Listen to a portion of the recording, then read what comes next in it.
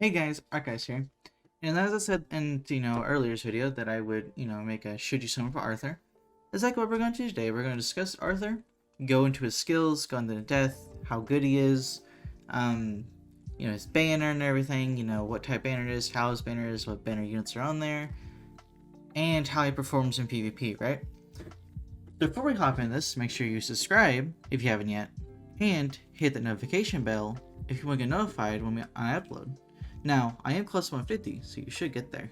Now then, let's go ahead and click on Arthur. Let's discuss. First off, what we're going to do is discuss his skills, how good he is in PvP, his teams and stuff. That's the first thing we're going to do, right?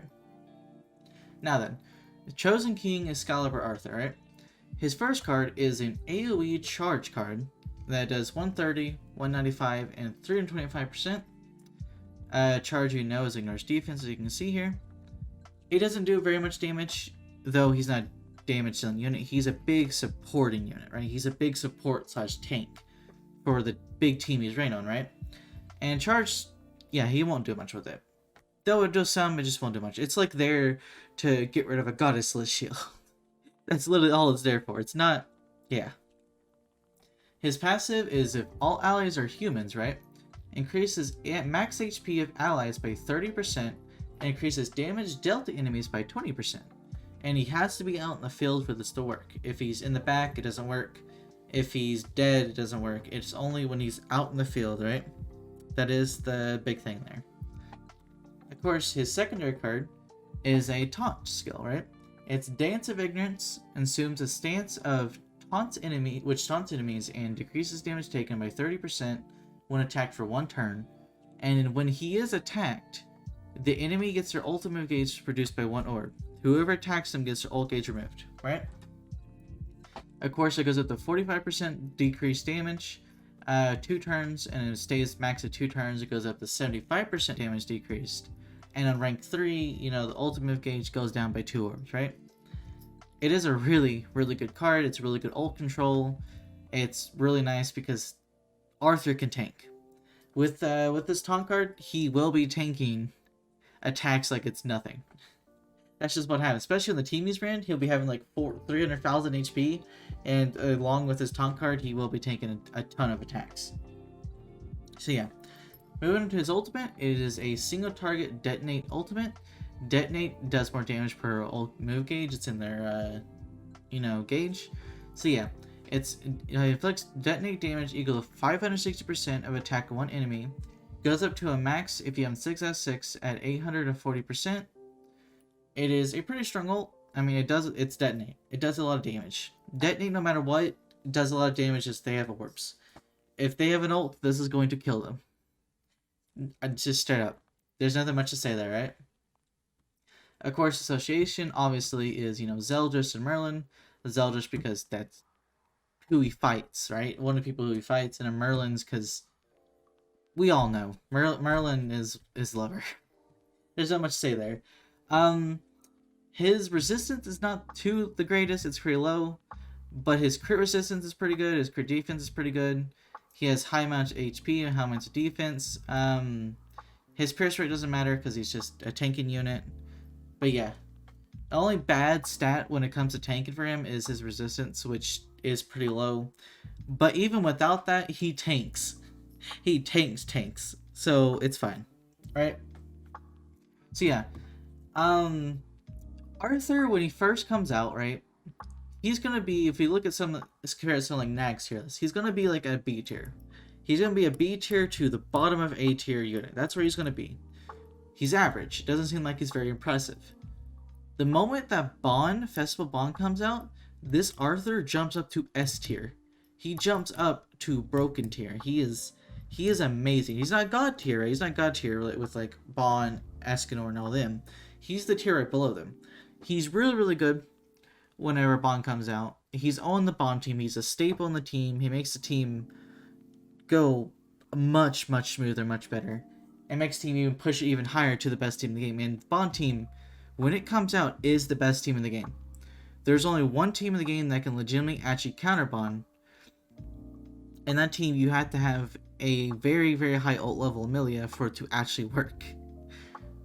So, yeah, the Bond team will be dominating.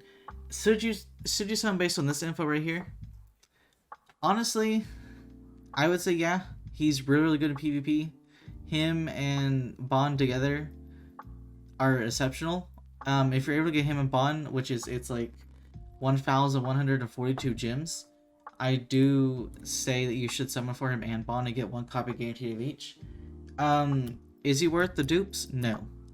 He's better with dupes, but you don't need dupes at all to make him work. Thing about the Bond team is you can go second and you'll be fine. You can go second and win. You can go first or second. That's the thing of the Bond team, and that's why it's really, really good. So let's move on to his banner, right? His banner, it's not half bad, but it's not bad, but it's not good either. It's better than normal. It's better than the banners we've recently been getting and everything, right? Because if Elliot, which is, you know, the higher level, the better she is, right? And she's really good for guild boss. You have Bellion, garbage unit. No, don't need to talk about him. He's just garbage. You have Death Pierce. Death Pierce is pretty good. If you don't have him 6 out of 6 yet, you know, this is the best time that, you know, this is one of the banners he's on, so it's really good. You do have Blue Helbram, which is garbage. You have Matrona, which is only good for one final boss, and you got her for free.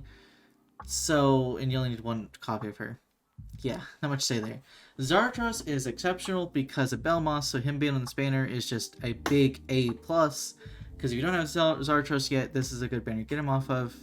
He just helps so much in Belmos and does so much damage to him. So he's really, really good, you know? I'm pretty sure that is Green Easton. I don't remember the banner exactly, but if we check here, is there green or blue? It is Blue Easton. So this is Blue Easton on the banner. Rough Ray Ruler, which is Ruler of the Stormer Seas. Blue Easton, and then of course we have Human Weapons, which is Mono. That's red Mono, I'm pretty sure. Then we have Mark II Valenti. And of course we have Camilla. There's only one Camilla, so obviously, yeah. It isn't a bad banner necessarily, but I mean, it's not a great one either. And of course you have, you know, Excalibur Arthur. And you see it is a 242 banner. It's a step up. You know, you got step 1, it's 30 gems, 1 gem, 30, 30, guaranteed SSR 30, 31, 30, 30, Arthur, right? And of course, here's what you get if you get the low tier rewards. You get redstones, you get 5-star crystals, you get anvils, you get hammers. Not a bad low tier reward, but it could be better, but you know, it's whatever. Yeah. Excalibur Arthur's pretty good. He's the free unit in quotation marks for Bond, right? He's the unit that we get beforehand, right before Bond comes out. Bond should be here in a week or to 2 weeks, just noting that, you know. But let's look at Arthur again. You know, he's pretty good. Should you summon for him? Honestly, if you have the gems for him and Bond, go for it. Him and Bond will be dominating PvP. There are teams without him with Bond, but Bond becomes much weaker without him because of his passive. Because Bond does more damage based off his max HP, and this increases his max HP by 30%. So him, Bond, Grimoire, and Twiggo are going to be top tier. So yeah, thank you guys for watching. I will see you guys next video. Bye bye!